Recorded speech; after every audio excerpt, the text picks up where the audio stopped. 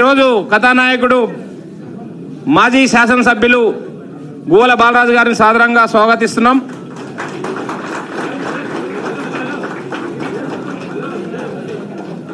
ఒక్క నిమిషం దూరం జరగండి.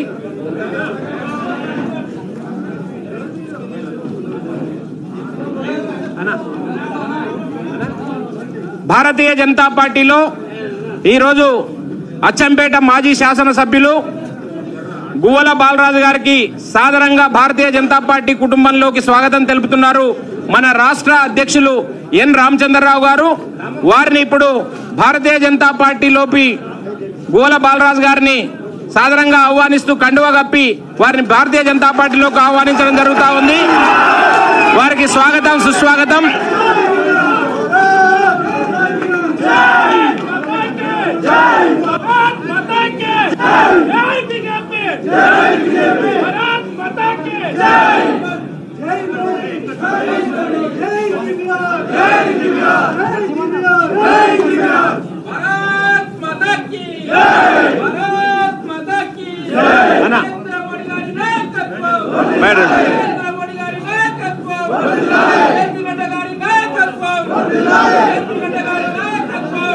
ఆగండి ఆగండి అందరూ ఆగాలి.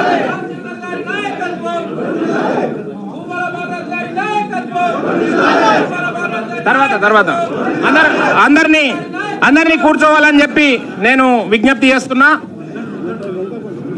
మరొకసారి భారతీయ జనతా పార్టీలోకి ఇప్పుడే అరంగేట్రం చేసిన అచ్చంపేట మాజీ శాసనసభ్యులు శ్రీ గువ్వల బాలరాజు గారికి హృదయపూర్వక స్వాగతం సుస్వాగతం తెలియజేసుకుంటూ వారు భారతీయ జనతా పార్టీలో చేరినందుకు భారతీయ జనతా పార్టీ కార్యకర్తలందరూ గర్వంగా సంతోషంగా వారికి స్వాగతం తెలియజేస్తున్నారు.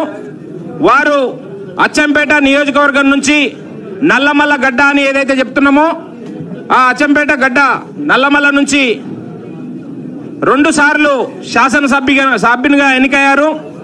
వారు అలుపెరగని పోరాట వీరుడు. భారతీయ జనతా పార్టీలోకి రావడం చాలా సంతోషించదగ్గ విషయం.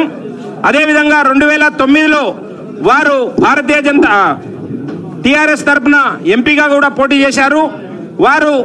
వారి హయాంలో 2 సార్లు ఎమ్మెల్యేగా గెలిచిన సందర్భం లోపల నల్లమల్ల ప్రాంతాన్ని చాలా వేగంగా అభివృద్ధి చేసిన గొప్ప వ్యక్తి. ముఖ్యంగా చెప్పుకోవాలంటే 2400 కోట్ల రూపాయలతోటి ఇరిగేషన్ ప్రాజెక్టుని అచ్చంపేట మారుమూల నల్లమల్ల ప్రాంతమైన అచ్చంపేటకి సాధించడంలో వారి కృషి ఎనలేనిది. వారు చురుకుగా ఏ కార్యక్రమం తీసుకున్నా డౌన్ టు ఎర్త్, ఎవరైతే అంత్యోదయ ఉన్నారో అట్టడుగు వర్గాలలో సామాజిక వర్గంగా అట్టడుగు వర్గాలలో ఉన్నారో వారిని ముందుకు తీసుకురావడం కోసం